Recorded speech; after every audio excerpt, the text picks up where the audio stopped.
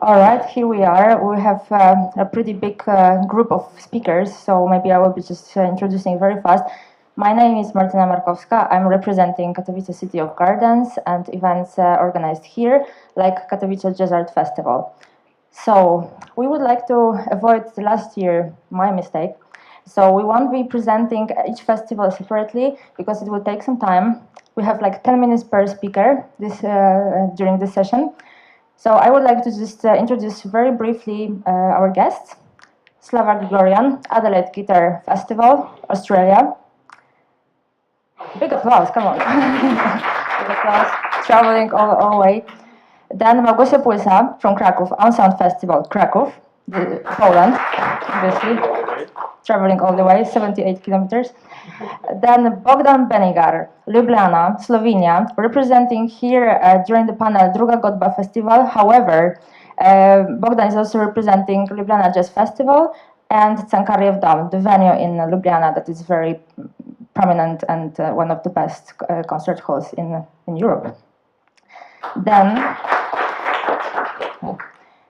all the way from Morocco, from the third continent during our panel, it's Brahim El Maznet from Visa for Music, that is Showcase Festival, and a very special event. It's something like some of you are waiting for Womex, so Brahim is doing something very similar in Rabat, however a bit smaller and focused on African and Middle East market. So big applause for Brahim. And Kraków again, Kraków double, Krzysztof Pietraszewski from Krakowskie Biuro Festiwalowe, representing here Festival Sacrum Profanum. Both Kraków festivals are just finished, so are you very tired? Are you very exhausted? No, happy, yeah, happy, satisfied. And last but not least, our colleague from Hungary, from Budapest, Balázs Weyer. Yeah, Balázs is representing Hangvieto. However, in this during this panel, Ritmo Festival, Budapest, that was aftermath after Womex 2 years ago. Balázs was the key person who was organizing Womex in Hungary. So he brought Womex to Central Europe. We are the second ones. We're first from Poland, though. And thinker, journalist, philosopher, big promoter of music. So big applause for everyone again. And we started talking about the panel topic yesterday a little, and the main issues are what are the differences, what is common for our festivals, what difficulties we face, but yeah, big events, do we need them? Do we represent big events? Do we represent small events? So I would like to start from our local little garden that is called Kraków, and just to compare your two festivals that you are running in the city. They are very different, however they are quite challenging for the audience, very popular, very special, and facing experimental music in a way. So can I just ask you about Małgosia and Krzysztof, what are the differences and what are the specific characters of the festivals?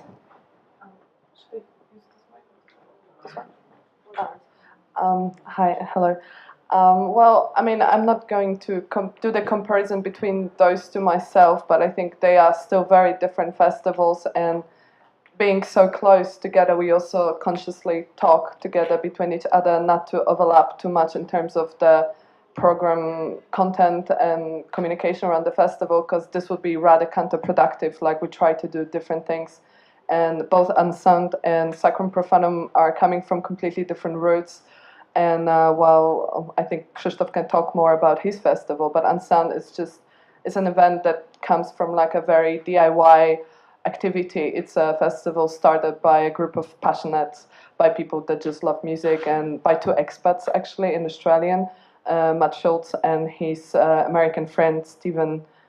Forgot his surname. Sorry, But Stephen is no longer involved with the festival. It was like he's one of that edition. But since then, it was growing into what it is now. And this last 15 years, we've been just celebrating the 15th anniversary of Unsound in Krakow. It's been like a very long way of development work and changes and constantly challenging each other. We were constantly challenging ourselves and our audience.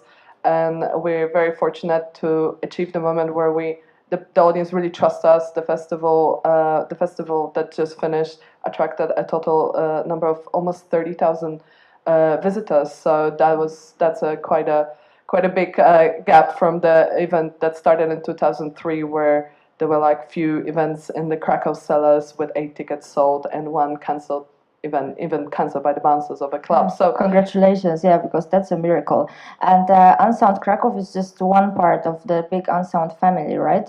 Yeah, Unsound, I mean, in general, maybe it's not clear for everyone, Unsound deals with mainly electronic, experimental music, but also contemporary music, visual arts, contemporary arts. So everything that we would call adventurous and challenging in some way, but also we build the program around the idea of a theme. So we also focus on adding like this coherent socio-political context to whatever's happening in culture and music, and that's something that's super important for us to build this coherent program, mainly inspired by sound practice, but also many other aspects of art and culture.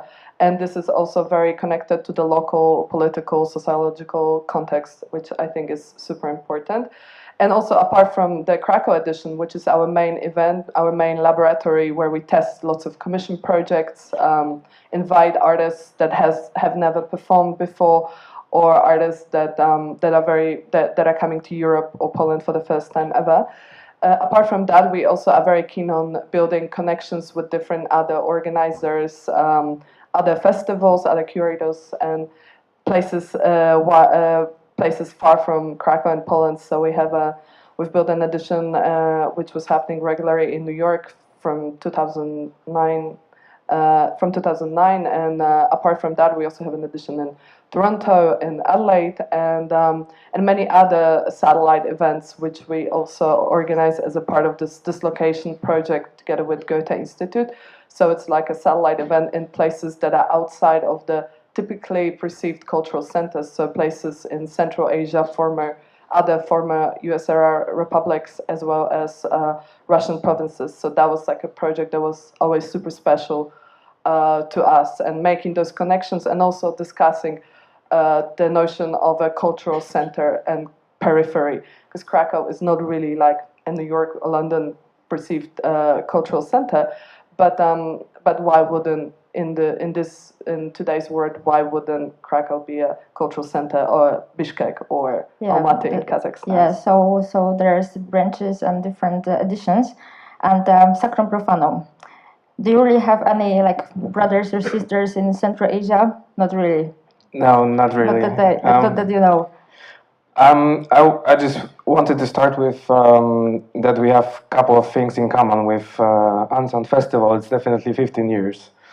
We started this at the same time, but we somehow managed to get to a similar place. Well, we both are doing a festival that is focused on new music, but we are just thinking of it in a different way. I mean, you're probably doing it more from the alternative electronic perspective, and we're trying to present new music from the classical, let's say, contemporary angle. And the festival started from a completely different point than Unsound. We were used to be a festival that was covering sacred and secular music, as the name of the festival can say that. So it was 15 years of a long evolution where we started with music from even 15th or 16th century,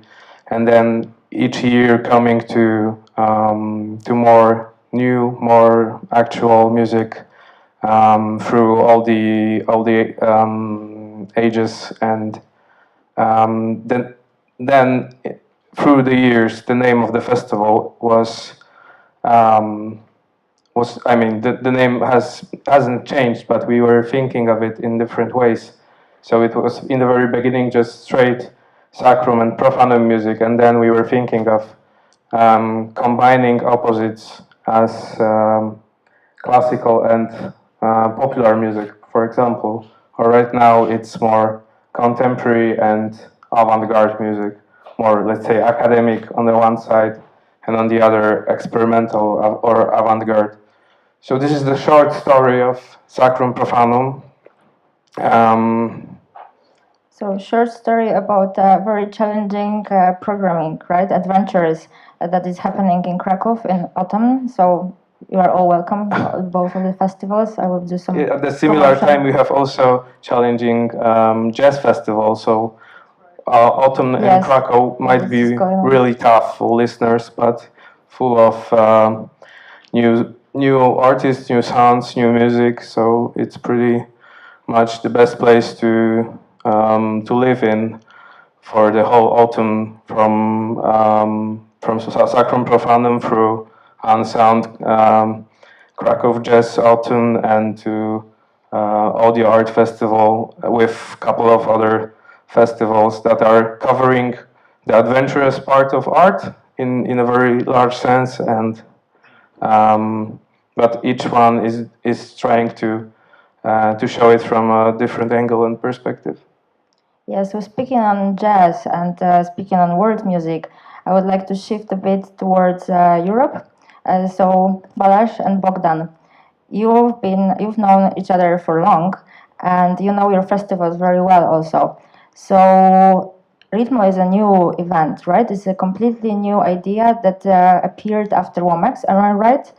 What is the origin of Ritmo? Yeah, the main idea was to take advantage of the dynamics that WOMEX created in Budapest and partly the region as well. And so after WOMEX, we launched our own festival, which is not a trade fair. So we are not like competing with WOMEX. It's very different in size, and so it's a festival that has a showcase element as well, but it's also for the local audience because we need to make a living, or we need to make it sustainable as well. So yeah, but the main idea was to make it kind of a connecting place or meeting place of Central and Eastern Europe and the rest of the world. So we usually invite like 2/3 of the artists from the region, 1/3 from elsewhere, and the same is true for the professionals that we invite or who are coming. And so we wanted this to be kind of a, like an airport where there are a lot of transfer flights available to other parts of the world. Yeah, and also the conference part. Does Druga Godba, Bogdan, do you include also the conference part, panels, discussions, and more than just like concert series at the festival? Well, in Slovenia, the current situation is that you cannot get subsidy if you do only the music. If you do only music festival, you will get no money. So you have to, actually, in case of Druga Godba as a non-governmental institution, in order to get money for the festival, we also have to do supporting program and international cooperations. And not only for the time of the festival, all year long. That's the only way you can do now the festival in Slovenia as a non-governmental organization, which Druga Godba is part of. But it's different story for governmental institutions because they are, in general, like all-year events, like Jazz Festival Ljubljana.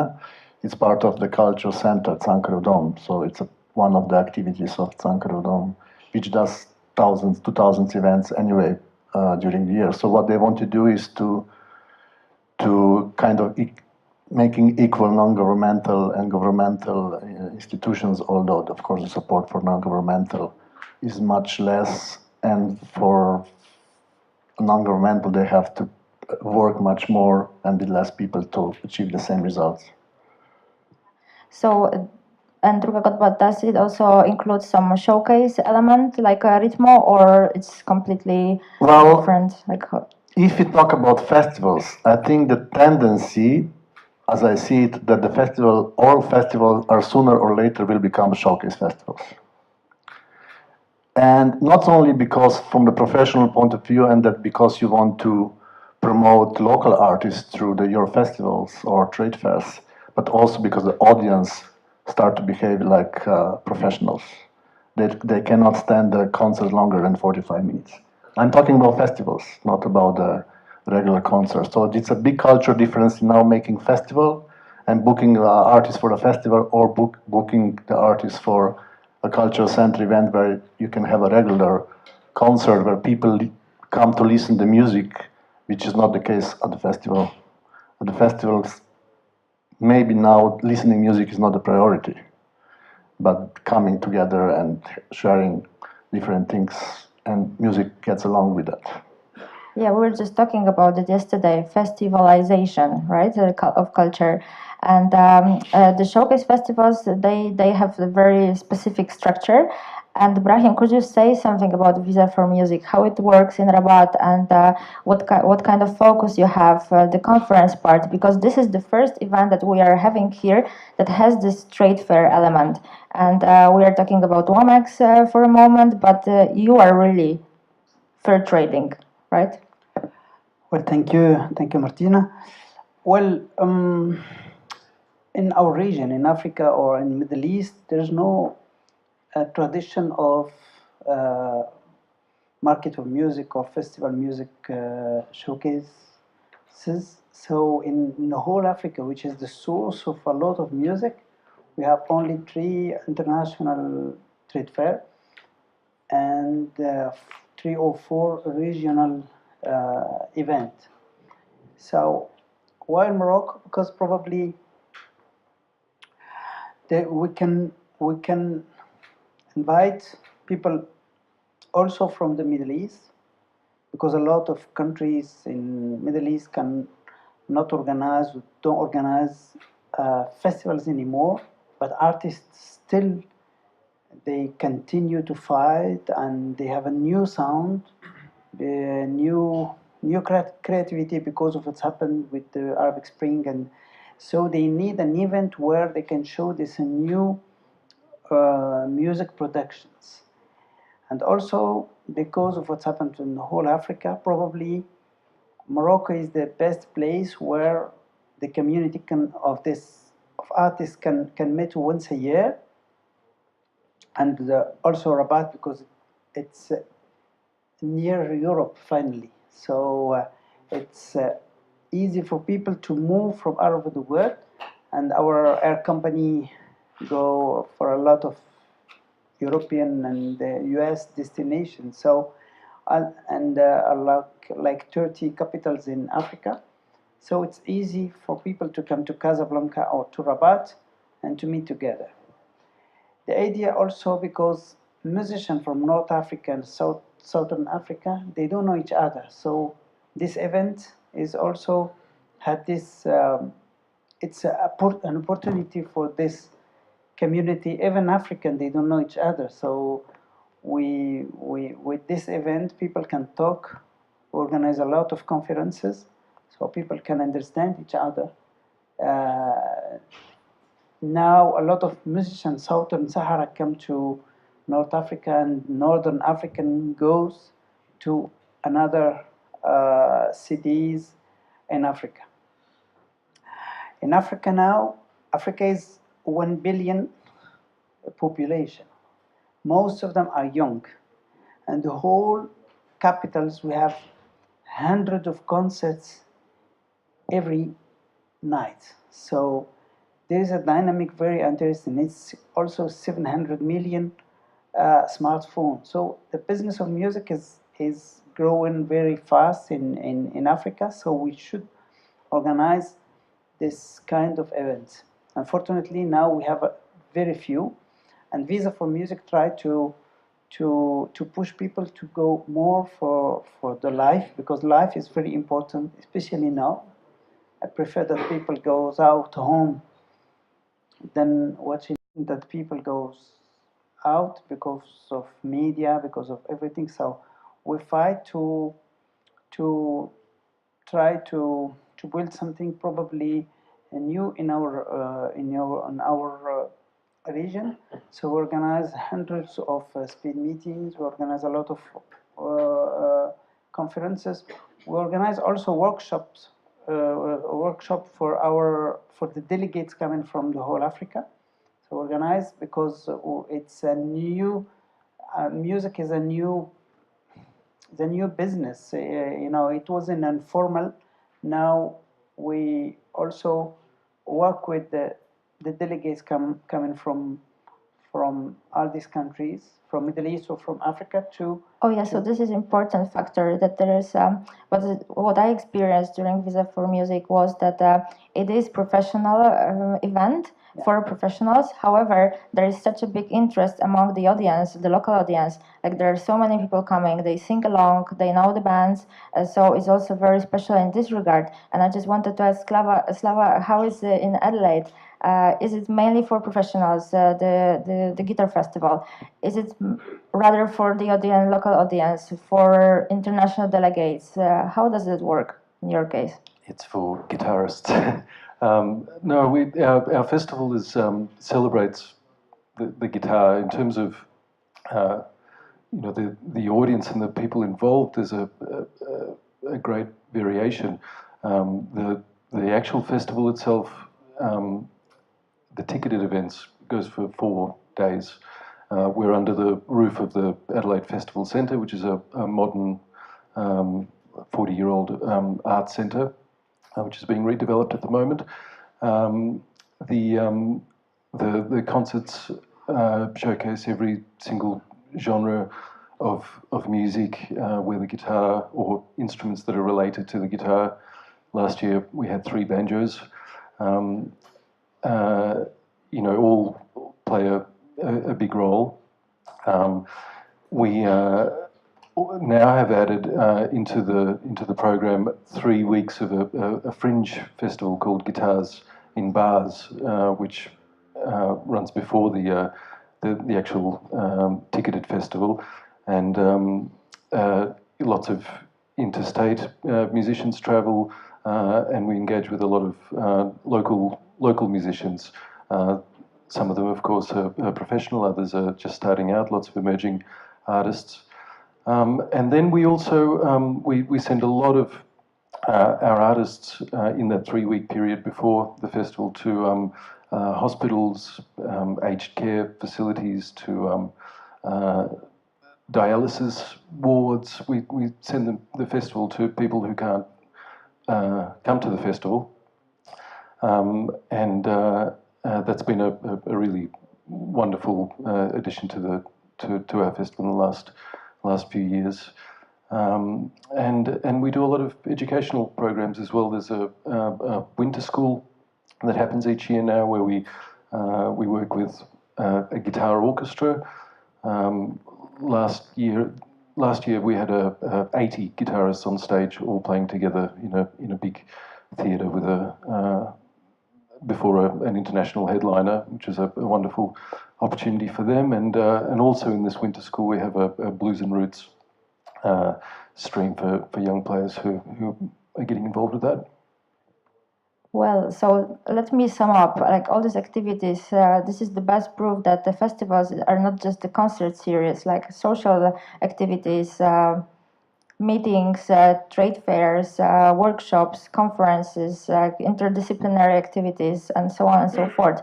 So this is what are festivals right now.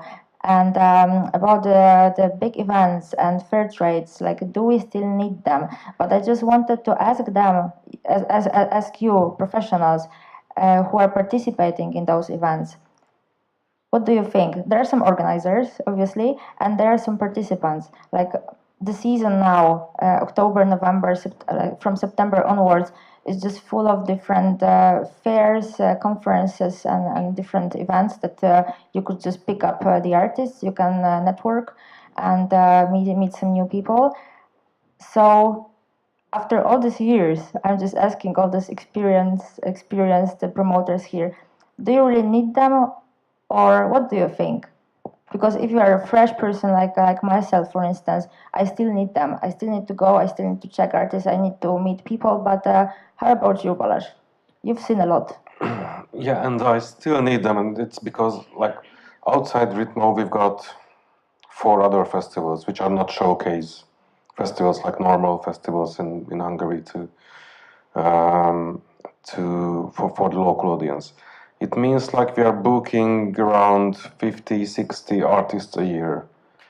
And I I would almost never book anyone who I've never seen live on stage, because it's very different if you hear them on CD, or even a YouTube video is very different from the live experience. And it's also because this kind of festivals that we organize, this is not big business. It's not about people drinking a lot. It's not about it. These are not like these 100,000 of people at the summer festival. So we really need to be special musically to attract the people. So we have really think hard about who to invite. We don't have money for huge headliners, so we need to every year we need to provide some new sensations. So we are more doing this kind of discovery festivals for the local audience, and this includes a lot of searching, and the showcases are the best way for me to find the bands that I want to invite the next year or the year after, or sometimes 3 years later. But we really need them. And Krzysztof, I heard that you're visiting a festival in Huddersfield or something, like a festival that is similar in a way to Sacrum Profanum. Do you visit festivals a lot? Do you collaborate with the promoters? Because I know that Małgosia already explained how it works in case of Unsound, but how about you? Yeah, I think that it all depends on the genre which we cover on with our events. As for the contemporary music, there are not so many showcases and trade fairs, and couple of festivals works as showcases.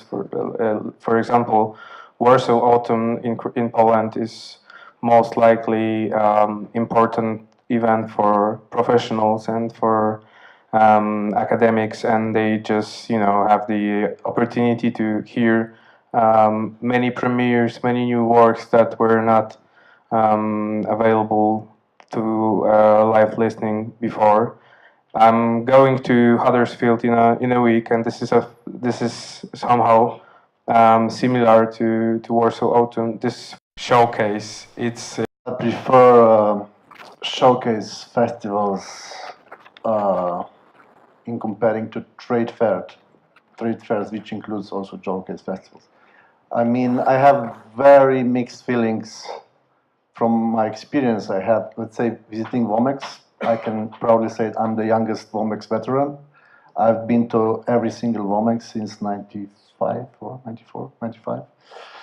And there were some great showcases with Womex and some catastrophic ones. And unfortunately, once I represented a band which played a catastrophic one. And most of those bands playing that year, which I was also part of the jury, I think their career was more or less destroyed. Only because of technical reasons, because you couldn't actually hear no one. And that was in Sevilla, unfortunately. But that doesn't mean that from the trade fair point of view, I mean, making business was not successful. It's very different things. It's very hard to be concentrated during the conference with all the meetings, 30 meetings per day, and then really be concentrated and trying to discover something from the showcase. So that, from my experience, it's better to visit festivals or the showcase festivals or the conferences with the showcases. And in general, I like to go to local events, like going from country to country when they have a local showcase. So then, because I trust people who choose the showcases, and usually that's the best opportunity to find artists from different countries. I must say that experience from organizing European Jazz Conference Ljubljana was remarkable, fantastic. I kind of felt that it's going to be like a peak of my career, working 25 years in the music business, and it was worth it. The responses were really well. We had international jury, which I think is also very, very important to choose local artists, because just one person or three people who are very much connected with the older scene, local scene, that doesn't bring really good result most of the time. So Yeah, there's no I think bias. that having international jury for showcase programs, it's really great, like it is for the WOMEX, which is international event anyway, or Jazz Ahead. What was the question? Well, all right. So thank you. We'll talk a bit more about the European Jazz Conference when Rose will have her keynote speech. And how about Małgosia? Because ensemble is so special. There are many different genres involved. There are also commissioned work. So where do you travel? Where do you find those inspirations? Where do you find artists and projects? How Well, it does was it go? super interesting for me to hear these opinions on the showcase festivals because I personally really don't like them, and like I feel like I'm in a shop basically, and that's not how I like to experience music. And I feel for me like a festival is maybe and the showcase in general is like a formula. It's more than a thing on its own, and like how I perceive and sound. And how I like to experience festivals such as Sacrum Profanum, for example, I think we're very similar in this aspect. That I feel, and I also like consciously made that decision this year to kind of start getting rid of the word festival as connected to unsound in a way, because I feel like it's more like I would like to perceive it more as a platform for exchange, for finding new music, for finding new artists, and for giving artists voice. So as an organizer, I would be totally bored just like going to a show and picking, okay, this is good, and yeah, maybe we can mix up something else and then we'll see what cooks up of it. I think this is not the process I find very fruitful, and personally, as a music lover, as an art lover, I would prefer to just kind of give artists challenge. I believe in that exchange and like finding artists that we see like similar, like interesting points and maybe connecting them with other people, but that takes time, obviously. And like finding those kind of aspects is super difficult, but for me it's part of the process. So it's more like curation and lots of patience, and discussion is more of a thing that I find interesting. And as an organizer or curator, I see this as like what makes our festival or other interesting festivals different.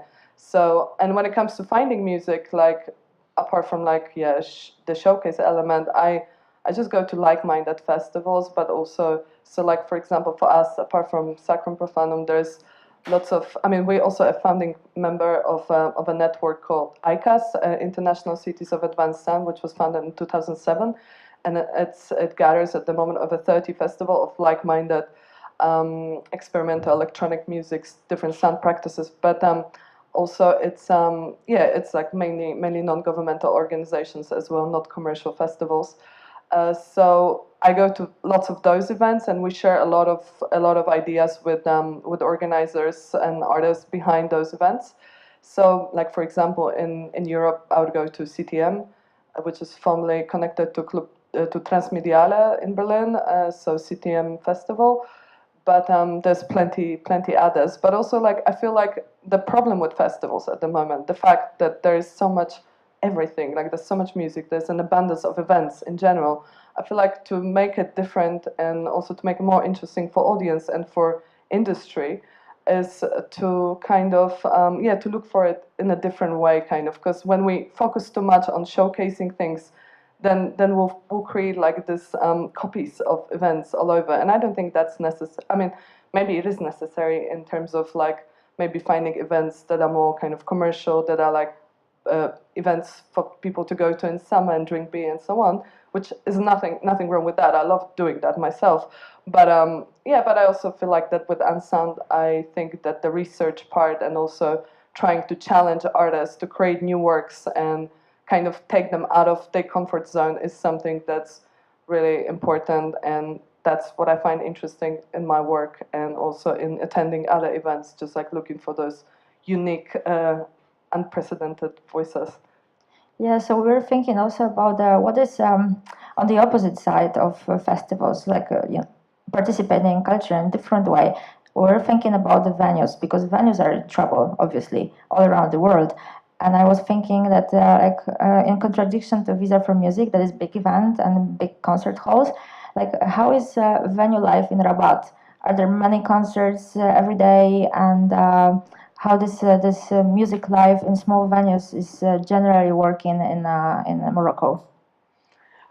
Well, in Rabat, when we start Visa for Music, there was a very few venues, but now many are open. Many venues was open in some clubs, some bars, some, and we have regular program. Many of them, many of the artists who was or who are on showcases at Visa for Music, they back to Rabat, and now we have also one of the famous studio in Africa near Rabat.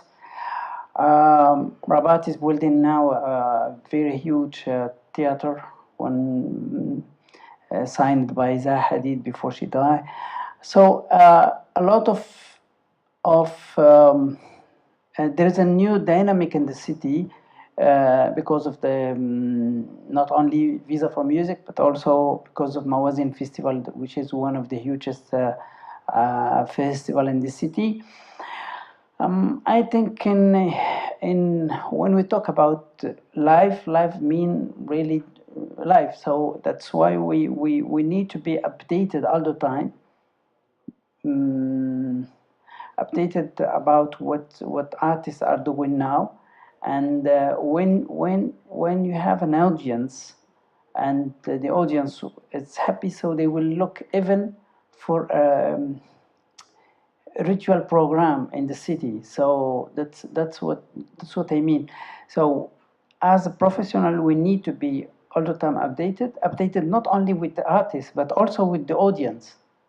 And our mission is also to bring them, to surprise them. So when I travel, for example, to Colombia or in Korea, so I can see with the eyes of my audience what we can do together with this. If not, we will stay all the time with our local artists turning with the same musician. It happened also in Europe.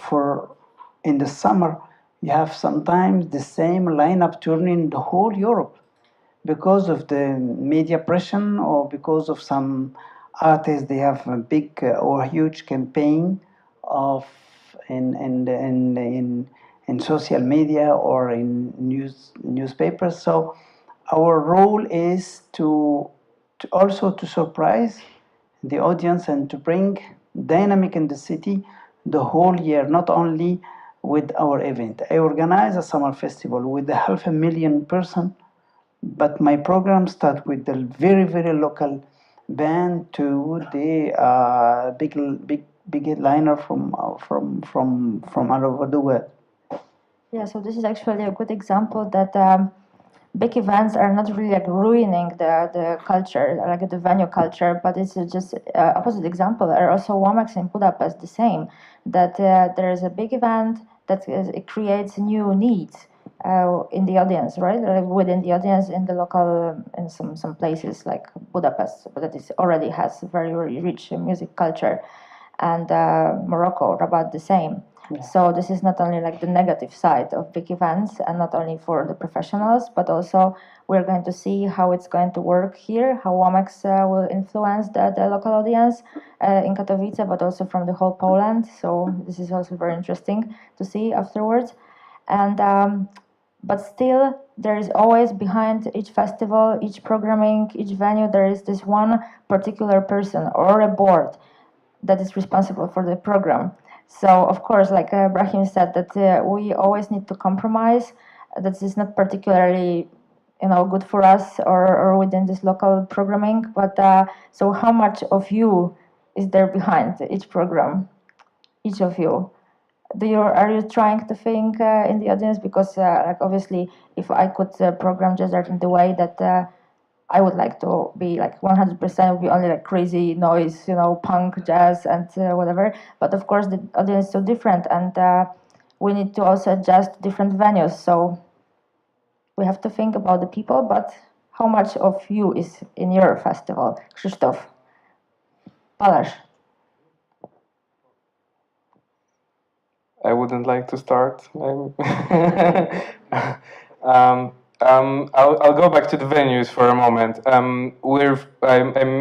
Sacrum Profanum is filling in the gap of the contemporary music in Krakow. The Krakow Philharmonic is just not playing such music. So, if there would be no Sacrum Profanum, probably Krakow audience would have no chance to listen to new contemporary music. And in terms of venues, we're probably not helping Philharmonic, and I don't think we should actually, as they're so closed and conservative. But all the other venues we're using for the festivals are very happy to work with us, and we're trying to spread the festival through many different venues all around the city, which which just spreads the music all around the places. But going back to the question, I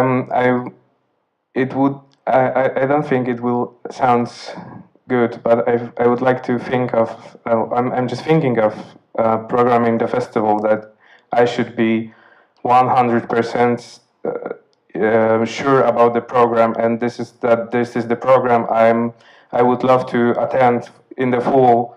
And if I'm passionate about it, I could definitely share the passion with the audience, and this is our job to describe the program, the music as clear as possible for the audience. And when you're doing the program of adventurous music, it's always mainly that the audience doesn't know the artist or the music, so it actually doesn't matter, how much of the audience needs are in the program. Somehow, as you have to create in it that you have to think of how to make people want to go to your festival. So it's I can't imagine actually a festival that I would have a program that I would just not be sure of, or it's even more than sure. This year we had 20 concerts in 6 days. It was like exhausting marathon, but I was attending all the concerts that lasted even 4 hours one, and I was so happy, so satisfied, so full of new sounds, new music, positive energy. Yeah, so this is the only way I can think of this job, that whenever it works fine with me, it brings passion along, then it's good, and that it's good to share. I just like to think about the festival that it's just a way to share your passion with open-minded people. And yeah, and that's the meaning of curating, right? And I know that, like Balázs, for instance, during Ritmo, you are creating these new collaborations between Hungarian artists and artists from abroad. Like this year, we know that there was Felix Lajko and Włosi, the band from here. So that was very successful. And this is just one example of many different ones. So is it your idea fully to put them together, or you're just listening to their suggestions? You are observing what is going on?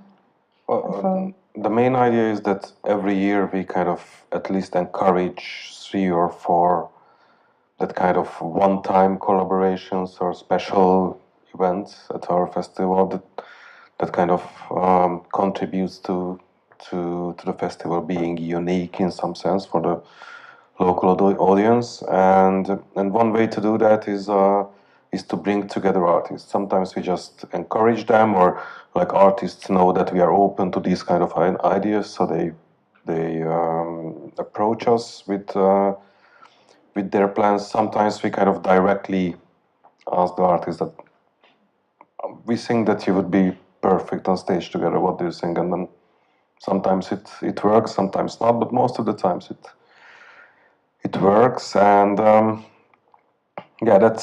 that's one of the main ingredients of our festival. But many times we need partners, like for the Włosi, Lajko collaboration. We did it together with the Skrzyżowanie, Warsaw Skrzyżowanie Festival, like Kuba and Marta.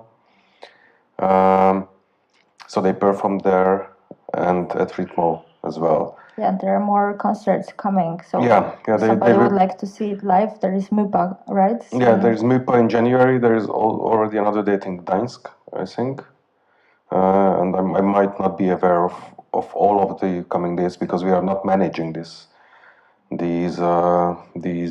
projects or any of the artists. We are just trying to catalyze these collaborations.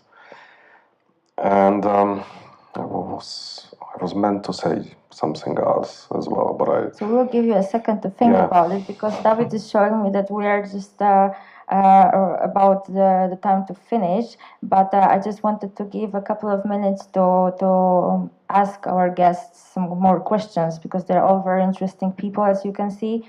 So are there any questions regarding programming, regarding big events, anything that would interest you?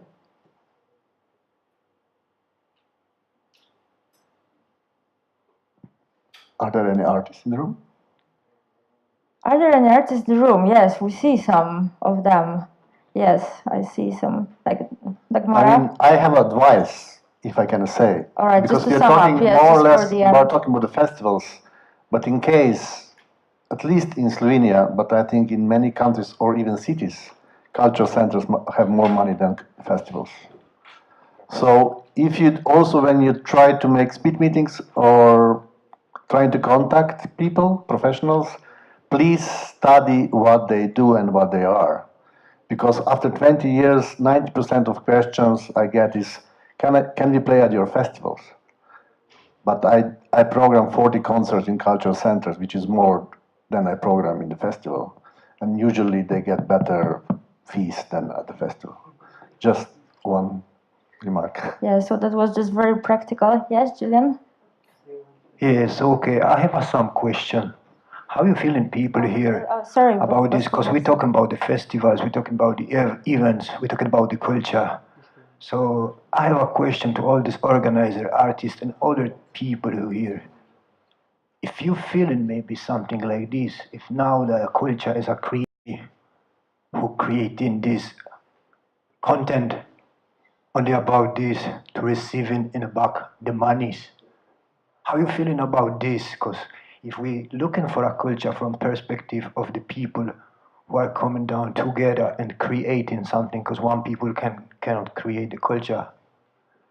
So where all the people coming down from the region or some community people, smaller, up to the local artist, how you feeling if this is not right now like this, if this is like culture creating by the money, ask, like, what's the question in the end? The question is how the people feel that, how the organizer, how the people who talking about this, because I know we have an audience from United States, how to create the city of the music. My name is Camille, coming down to my government here in Katowice, say, yeah, I wanna hear the place who is meaning city of the music, and they started this 10 years ago. We're building all this audience. So my question is, all right, brother, my question is, how you feeling? What is more valuable as a culture or the creative industries business who getting profit from the people, the real artists who are representing the real people and the real struggling? Because what we needed all the world, we need supported for us families, shelter, food, okay, so this and is everything. getting So that's my question elaborate. to all of you. You don't need to answer me now. Answer to yourself. We can just think Yeah, about thank you. it for a Cheerio. while. Yeah, so I think that this question is quite complex, so we'll leave you with that question for some time. And just remember about the advice from Bogdan, who are the artists here. And I would like to also, because you brought up the question of speed meetings, so there are some speed meetings after this panel, after the keynote speech. So whoever has some direct questions to the speakers. Oh, there's Julian still. Quick question about programming for festivals. In an era where free movement of artists has become quite difficult, how do you actually, and I mean in relation to visas, for example, and just traveling across borders. How do you meet that challenge in terms of programming? How do you get all of these international artists when it's so difficult to actually, for some of them to actually get visas to move to the countries? How do you overcome that particular problem? Who would like to answer? Maybe. No, go ahead. I can shortly answer. Sorry. Yeah, just go ahead. I mean, just quickly, I think it's much more challenging when you organize an event in the United States, for example, at the moment, rather than like Europe. Europe is so open, and if you invite artists from within like our circle, it's much better. But if you want to stay open, it's really a huge challenge. Like we've invited several artists from Uganda and South Africa this year, and that was like censored. So I think this is something to kind of lobby for and fight for, like to kind of look for legal ways or legislative ways to solve this issue, because I feel like lots of European artists have like a very challenging, live in a challenging situation in terms of performing, for example, in the United States, which has the most ridiculous policy when it comes to visa laws for performance, and I think that disables lots of artists from Europe, Africa, or South America to perform there, and I think. While we have so many American artists within our events, it's super hard to kind of let our artists perform there. So that's one thing that I think is super important and hard to solve at the moment. But I think the more open we stay, the more possibilities arise. Yeah, that's the very positive remark. Yeah, Bogdan, do we have still like 2 minutes or 1 minute? Just one, because we are talking about industries and professionalism. Most of the promoters don't book artists directly. We book them through their representatives. So their representatives are usually responsible for their logistical issues, which includes also getting visa. Of course, some big festivals tend to bring artists from everywhere, but in case, let's say in Slovenia, which is a small country, we could never really work directly with the artists from South Africa or from Jamaica. We need to find someone who represents them. So that is always challenging. Yeah, so we have like, because this discussion can keep on going, and we are short of time, so I'm encouraging you all just to ask some more questions somewhere during the coffee, and we are waiting for Rose now to speak and Joey. So thanks a lot. Thanks all the speakers. See you soon.